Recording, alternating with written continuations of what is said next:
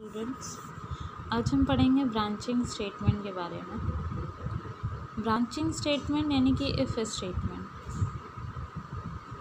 Sometime हम चाहते हैं कि कुछ लाइन ऑफ कोड हमारे अकॉर्डिंग एग्जीक्यूट हों और हम जब चाहें हमारी रिक्वायरमेंट के अनुसार वो स्किप कर जाएं लाइन ऑफ कोड्स, तो उनके लिए हम यूज़ करते हैं इफ़ स्टेटमेंट।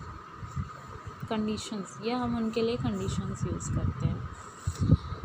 ब्रांचिंग स्टेटमेंट यानी कि इफ़ स्टेटमेंट। इफ़ स्टेटमेंट की 4 कैटेगरीज होती हैं। पहला सिंपल इफ़ स्टेटमेंट, दूसरा इफ़ एल्स स्टेटमेंट, तीसरा एल्स इफ लैडर भी बोलते हैं इसे, एंड चौथा नेस्टिंग ऑफ इफ़ एल्स। बात करें सिर्फ सिंपल इफ़ स्टेटमेंट की, तो इसमें सिर्फ इफ़ स्टेटमेंट यानी इफ़ का यूज़ होता है। इफ़ के साथ साथ एक कंडीशन चेक की जाती है कि हम कुछ लाइन ऑफ कोड्स को इंक्लूड करना चाहते हैं कि नहीं। तो अगर ये कंडीशन सही होती है, ट्रू होती है, तो ये ब्लॉक ऑफ स्टेटमेंट एग्जीक्यूट होता है। Statement to be executed if the text expression is true. अगर ये टेस्ट कंडीशन गलत होती है तो ये स्टेटमेंट एग्जीक्यूट नहीं करता है। सिंटेक्स की बात करें तो आप देख रहे हैं यहाँ पे सिंटेक्स इफ़ स्टेटमेंट का है। If test expression curly braces statement to be executed if the condition expression is true. यानी कि ये कंडीशन जब टेस्ट एक्सप्रेशन यानी कंडीशन जब ट्रू होगा इफ़ स्टेटमेंट का, तब ये ब्लॉक, ये कर्ली ब्रेसेस के अंदर वाला जो भी स्टेटमेंट होगा ये एग्जीक्यूट होगा। अगर ये टेस्ट कंडीशन गलत है तो ये ब्लॉक एग्जीक्यूट नहीं होगा। If the test expression is evaluated to true, statements inside the body of if are executed. If the test expression is evaluated to false, statement inside the body of if are not executed. Example की बात करें तो आप ये example देख रहे हैं। यहाँ पे मेन फंक्शन के अंदर curly braces int a equal to 5 declare किया गया है। इफ़ यहाँ पे कंडीशन में दिया जा रहा है कि इफ़ टेक्स्ट एक्सप्रेशन है a इज़ लेस देन 10, अगर a की वैल्यू 10 से कम होती है तो क्या करेगा, प्रिंट करेगा ट्रू। अगर a की वैल्यू 10 से कम नहीं है तो कुछ भी प्रिंट नहीं करेगा और स्क्रीन में आपको ब्लैंक दिखाई देगा। तो यहाँ आप देख रहे हैं a की वैल्यू 5 है, इट मीन्स कि 5 इज़ लेस देन 10। तो कर्ली ब्रेसेस के अंदर जो भी स्टेटमेंट होगा वो प्रिंट करेगा और आपको आउटपुट स्क्रीन पे ट्रू लिखा हुआ दिखाई देगा। एक और एग्जाम्पल, अगर हम आगे की बात करें टेक्स्ट सेकेंड वाले की, सेकेंड उसके कैटेगरी की, तो सेकेंड है if else statement. If the test expression is evaluated to true, the statement inside the body of if are executed only. If the test expression is evaluated to false, the statement inside the body of else are executed. आपने देखा इसके पहले वाले में कि सिर्फ if statement था। अगर हमारी कंडीशन ट्रू होती है तो वो स्टेटमेंट एग्जीक्यूट करेगा, ब्लॉक ऑफ स्टेटमेंट। अगर कंडीशन गलत होती है तो वो इफ़ स्टेटमेंट से बाहर आ जाएगा, इफ़ ब्लॉक से बाहर आ जाएगा, बट कुछ प्रिंट नहीं करेगा। बट इफ़ एल्स में ऐसा नहीं होता है। इफ़ एल्स में अगर हमारी कंडीशन ट्रू नहीं होती है तो हम जंप करके एल्स स्टेटमेंट पे आ जाते हैं, दैट इज़ एल्स स्टेटमेंट पे आ जाते हैं। और जो भी एल्स स्टेटमेंट के अंदर प्रिंटफ में रहेगा, यानी कि स्टेटमेंट एग्जीक्यूट करने के लिए लिखा रहेगा, वो स्टेटमेंट एग्जीक्यूट हो जाता है। सिंटेक्स आप देख रहे हैं कि इफ़ टेस्ट एक्सप्रेशन यानी कि कंडीशन अगर ट्रू होगी तो कर्ली ब्रेसेस के अंदर जो भी स्टेटमेंट लिखा रहेगा, statement to be executed if the text expression is true. Else में अगर ये कंडीशन ट्रू नहीं होती है तो एल्स में एल्स का पार्ट एग्जीक्यूट होगा, यानी कि statement to be executed if the text expression is false. हमारी जब टेक्स्ट एक्सप्रेशन फॉल्स हो जाएगी तो एल्स वाला स्टेटमेंट एग्जीक्यूट होगा।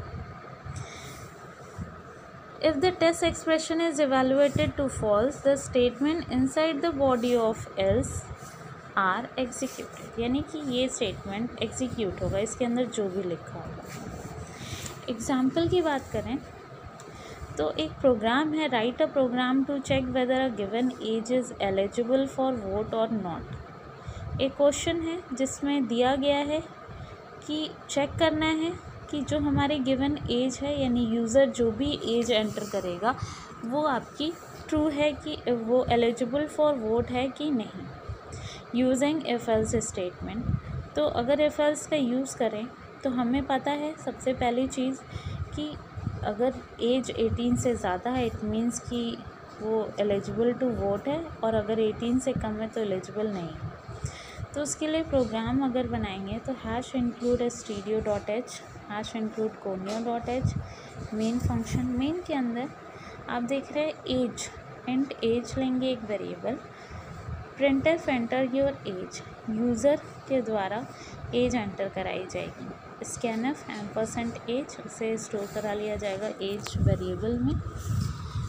अब अगर इफ एल्स का यूज़ करना है तो इफ़ में टेस्ट एक्सप्रेशन लिखेंगे कि अगर एज, यूज़र की एज ग्रेटर देन या इक्वल टू 18 है या उससे अबव है तो ब्लॉक ऑफ स्टेटमेंट एग्जीक्यूट करेगा. printf में लिखा हुआ आएगा एलिजिबल टू वोट.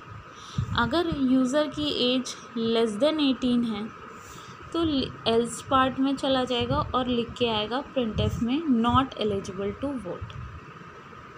तो इस तरीके से यूज़र जो भी वैल्यू एंटर करेगा वो चेक की जाएगी. सपोज़ यूज़र ने एंटर किया, एज में एंटर किया यूज़र ने 10, तो 10 चेक करेगा, 10 इज़ लेस देन 18, यानी ये कंडीशन फॉल्स हो गई तो वो जंप करके एल्स वाले पार्ट में आ जाएगा और आपको स्क्रीन पे दिखाई देगा not eligible to vote.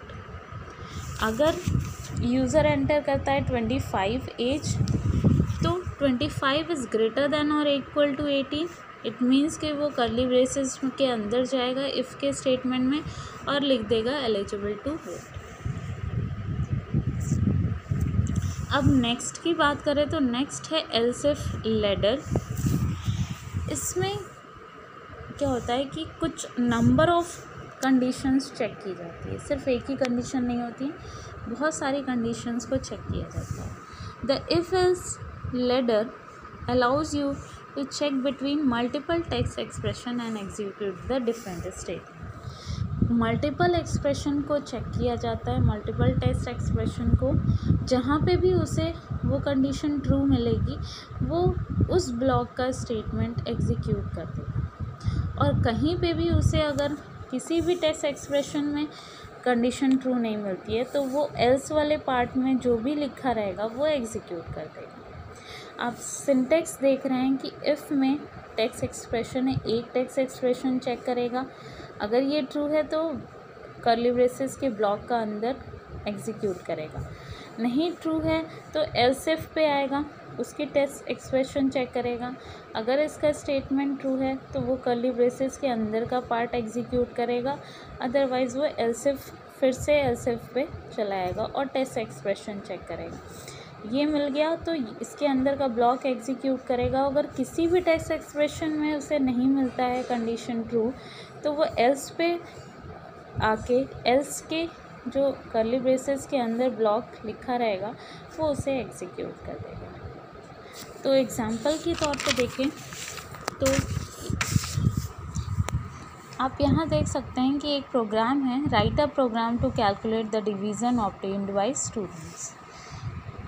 Student ने कौन सा डिवीज़न ऑब्टेन किया है ये हमें निकालना है, बताना है, कैलकुलेट करना है यूजिंग एल्स इफ लैडर के. अगर हम यूज़ एल्स इफ लैडर से करें तो बताना है कि स्टूडेंट कौन सा डिवीज़न ऑब्टेन किया है.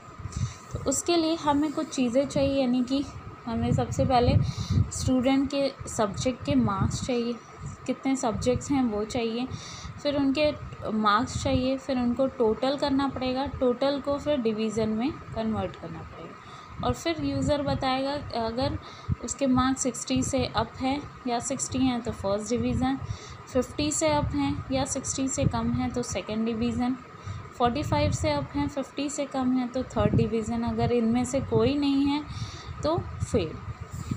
तो आप देख सकते हैं यहाँ hash include stdio.h, hash include conio.h। Main function के अंदर हमने कुछ वेरिएबल्स लिए हुए हैं जो कि यूज़र के सब्जेक्ट्स के नेम हैं। इंट मैथ्स, इंग्लिश के लिए ई, साइंस SST, हिंदी। 5 सब्जेक्ट्स के मार्क्स वेरिएबल्स लिए हैं। टोटल निकालने के लिए टी ले लिया है और सेमीकोलन। प्रिंटफ में एंटर मार्क्स, यूज़र एंटर करेगा उसके सारे सब्जेक्ट्स के मार्क्स। स्कैनफ 5% है, 5 बार %d करेगा। %m, %e, %s, %SST, %h। अब जैसे ही 5 सब्जेक्ट्स के मार्क्स वो एंटर करेगा, अब हमें टोटल निकालना है। तो टोटल निकालने के लिए फॉर्मूला होता है T = m + e + s + जितने भी मार्क्स हैं सबको ऐड कर दें, 5 सब्जेक्ट्स के मार्क्स। परसेंटेज निकालने के लिए आपको पता है टोटल इंटू 100 डिवाइडेड बाई 500 किया जाता है, तो हमने परसेंटेज निकालने के लिए ये कर दिया। और इसके बाद यूज़र के लिए चेक होगा इफ़ % इज़ ग्रेटर देन और इक्वल टू 60 तो क्या प्रिंट करेगा, फर्स्ट डिवीज़न। अगर % 60 फर्स्ट डिवीज़न नहीं है तो चेक करेगा एल्सिफ में क्या % ग्रेटर देन और equal to 50 and % less than equal to 60 है। अगर ऐसा है तो प्रिंट कर देगा सेकेंड डिवीज़न। अगर ये भी नहीं है तो फिर से एल्सिफ पे आएगा। % अगर ग्रेटर देन और इक्वल टू 45 है एंड % इज़ लेस देन 50 है तो प्रिंट करेगा थर्ड डिवीज़न। अगर वो किसी % से मिल नहीं रहा है, जो भी टेक्स्ट एक्सप्रेशन हम एंटर किए हैं, तो एल्स वाले पार्ट में आएगा और एल्स प्रिंट कर देगा फेल। तो आप देख रहे हैं यहाँ पे 3 टेक्स्ट एक्सप्रेशन उसने चेक किए, 1, 2 एंड 3। आप इससे ज़्यादा टेक्स्ट एक्सप्रेशन भी रख सकते हैं अपने डिमांड के अकॉर्डिंग। तो इस तरीके से एल्सिफ लेटर काम करता है। इसके बाद हम आते हैं nesting of if else. Nesting of if else means एक इफ एल्स के अंदर दूसरा इफ एल्स, दूसरे इफ एल्स के अंदर तीसरा इफ एल्स यूज़ करना। Whenever we include if else statement inside the body of another if else statement, this process is known as nesting of if else। जब हम एक if else के अंदर दूसरा if else एंड दूसरे के अंदर अगर तीसरा if else यूज़ करते हैं उसे कहते हैं nesting of if else।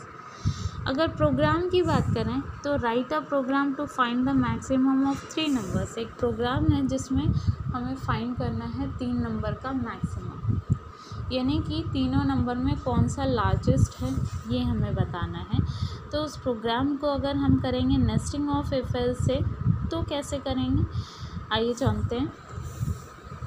Hash include stdio.h, hash include conio.h। Main function हमें 3 वेरिएबल्स में मैक्सिमम बताना है, तो int a b c print. अब यूज़र से हम तीनों वेरिएबल्स के नंबर्स एंटर कराएंगे, values. Enter the values. Scanf में 3 नंबर है तो 3 बार %d, %a, %b, %c। अब यूज़र जब ABC एंटर करेगा तो A से वो B और C को चेक करेगा कि क्या वो A और B और C से ग्रेटर है। तो if A is greater than B पहला चेक करेगा A B के साथ, अगर वो ग्रेटर होगा तो कर्ली ब्रेसेस के अंदर आएगा। फिर चेक करेगा if A is greater than C, अगर ये दोनों से ग्रेटर है A तो प्रिंट कर देगा A इज़ ग्रेटर। अगर A C से ग्रेटर नहीं है तो एल्स वाले पार्ट पे एग्जीक्यूट करेगा C इज़ ग्रेटर। ठीक है, अगर A B से ग्रेटर नहीं है तो वो जंप करके एल्स वाले पार्ट पे आएगा। एल्स में फिर वो चेक करेगा A अगर B से ग्रेटर नहीं है इस मीन्स कि B ग्रेटर है, तो B चेक करेगा C से, क्या वो C से ग्रेटर है। अगर B C से ग्रेटर है it means B is greater. Print कर देगा। अगर बी सी से ग्रेटर नहीं, इट मीन्स कि सी इज़ ग्रेटर, तो एल्स में print f C is greater. तो आप देख रहे हैं कि यहाँ नंबर ऑफ टेक्स्ट एक्सप्रेशन यहाँ पे भी यूज़ किए गए हैं, बट एक इफ़ एल्स स्टेटमेंट के अंदर। पहला इफ़ ये है, एल्स ये है। इस इफ़ एल्स के अंदर एक और इफ़ एल्स यूज़ की, इस इफ़ के अंदर एक और इफ़ एल्स यूज़ किया गया, इस एल्स के अंदर एक और इफ़ एल्स यूज़ किया गया। यानी कि एक इफ़ एल्स के अंदर दूसरा, दूसरे के अंदर तीसरे को यूज़ करने को ही कहते हैं नेस्टिंग ऑफ इफ़ एल्स। ठीक है, इसके बाद हम जानेंगे स्विच केसेस के बारे में। अगर स्विच केस की बात की जाए तो स्विच केस यानी कि अगर जैसे ही हम नेस्टिंग ऑफ इफ एल्स में या एल्स इफ लेटर में मल्टीपल टेक्स्ट एक्सप्रेशन चेक कर रहे थे, वैसे ही स्विच केसेस में हम मल्टीपल केसेस चेक करते हैं। जिस केस में हमें मैच फाउंड हो जाता है, हम उस ब्लॉक को एग्जीक्यूट कर देते हैं। Just like else if ladder ये काम करता है। और अगर किसी से मैच नहीं करता है किसी भी केस वैल्यू से, तो हम डिफ़ॉल्ट स्टेटमेंट को प्रिंट करा देते हैं। It tests the value of a variable and compare it with the multiple cases. Once the case match is found, a block of statement associated with that particular case is executed. Each case is in a block of switch has a different name or number, which is referred to as an identifier. The value provided by the user compared with all the cases inside the switch block until the match is found. If a case match is not found, then the default statement is executed and the control goes out of the switch. तो आपने देखा कि कुछ cases होते हैं जिनसे हम अपने वेरिएबल की वैल्यू को चेक करते हैं। अगर किसी भी केस में वो वैल्यू मैच कर जाती है तो उस स्टेटमेंट को, उस ब्लॉक को हम प्रिंट करा देते हैं। अगर हमारी जो वेरिएबल की वैल्यू वो किसी से मैच नहीं करती है, तो हम डिफ़ॉल्ट में जो वैल्यू होती है, जो ब्लॉक होता है, उसे एग्जीक्यूट कर देते हैं। और स्विच केसेस में एक और चीज़ याद रखने की है कि जो भी हम केसेस लेते हैं वो या तो इंटीजर में होते हैं, या तो इंटीजर नंबर हो सकते हैं, या तो कोई कैरेक्टर हो सकता है। हम इसके अलावा कोई भी चीज़ केसेस में केस की वैल्यू के रूप में नहीं रख सकते। तो आप सिंटेक्स देख रहे हैं। सिंटेक्स स्विच ब्रैकेट में लिखते हैं एक्सप्रेशन, जिसे हमें चेक करना है, जिस वेरिएबल की वैल्यू को चेक करना है, वेरिएबल को चेक करना है। कर्ली ब्रेसेस केस वैल्यू 1, पहला केस रखते हैं। अगर ये मैच कर जाता है तो इसमें जो भी ब्लॉक ऑफ स्टेटमेंट लिखा होगा वो एग्जीक्यूट कर देते हैं। ब्रेक लगा देते हैं। ब्रेक का यूज़ इसलिए किया जाता है, अगर केस मैच यहाँ पे फाउंड हो जाता है तो केस 1 को हम प्रिंट कराएंगे, इसके ब्लॉक को, उसके बाद स्टॉप कर देंगे। हम बाकी के केसेस के ब्लॉक को एग्जीक्यूट नहीं कराएंगे। ठीक है। और लेकिन कभी कभी ऐसा होता है कि हम सारे स्टेटमेंट को प्रिंट कराना चाहते हैं जहाँ से मैच फाउंड हो जाए, तो हम ब्रेक का यूज़ नहीं करते। केस 2 में भी सेम चीज़ है कि अगर केस 2 से मैच फाउंड हो जाता है तो उसके ब्लॉक को एग्जीक्यूट करते हैं, ब्रेक लगा देते हैं। इस तरीके से हम जितने नंबर ऑफ़ केसेस चाहते हैं उतने हम नंबर ऑफ़ केसेस इन्वॉल्व कर सकते हैं। और सारे केसेस के बाद एक डिफ़ॉल्ट होता है जो कि ऑप्शनल होता है। हम चाहें तो अपने प्रोग्राम में जैसे इफ़ एल्स में एल्स स्टेटमेंट होता है, उसी तरीके से हम स्विच केसेस में डिफ़ॉल्ट रख सकते हैं। यानी कि किसी भी केसेस से वैल्यू मैच नहीं हुई तो हम जो भी डिफ़ॉल्ट में ब्लॉक ऑफ स्टेटमेंट रहेगा उसे हम एग्जीक्यूट करा सकते हैं। तो ये सिंटेक्स था आपके स्विच केसेस का।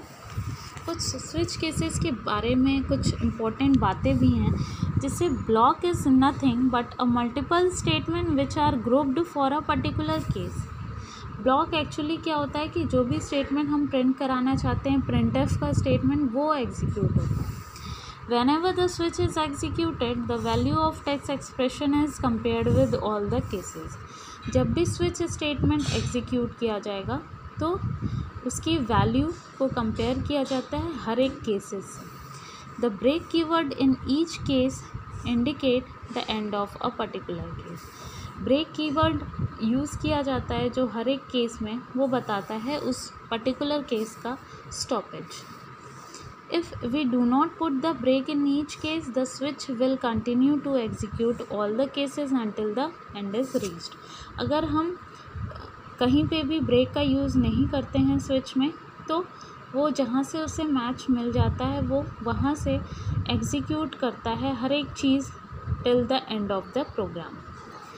The default case is an optional case. Default एक ऑप्शनल केस है। whenever the value of text expression is not matched with any of the cases inside the switch, then the default will be executed.